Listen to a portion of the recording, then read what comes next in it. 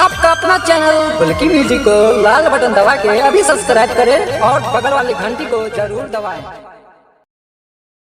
प्रेम से बोलो शिव शंकर भगवान की।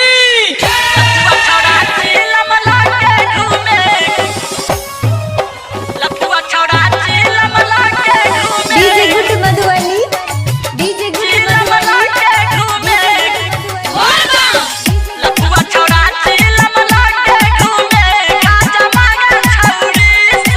रूपम रिकॉर्डिंग स्टूडियो जीवा चौक मधुबनी। सब जाइया बोल बम देखू चारू ओरी से जाहो बाबा।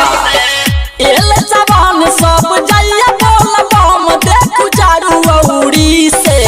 लफुआ छड़ा चिलम लके घूमे गाजा मांगा छौरी से।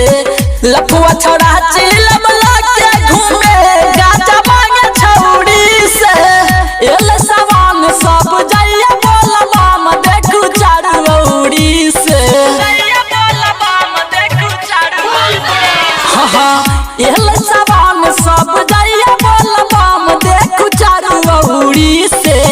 लफुआ छड़ा चिलम लके घूमे गाजा मांगा छौरी से। लफुआ छड़ा चिलम लके घूमे गाजा मांगा छौरी से। DJ good Madhubani,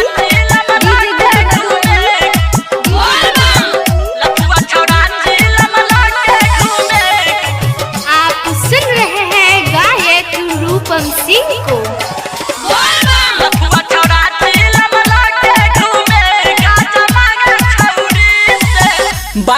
DJ pickup गाड़ी पर जल चढ़ावा जाय छै बाबा दुआरी पर।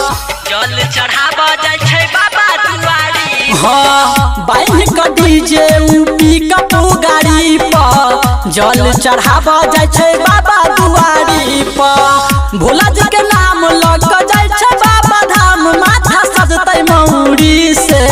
भोला जी के नाम लग जाय छै बाबा धाम सजतै से।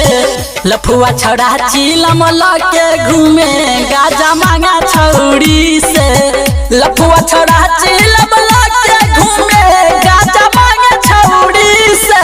DJ good Madhubani, DJ good DJ good लफुआ छड़ा चिलम लके घूमे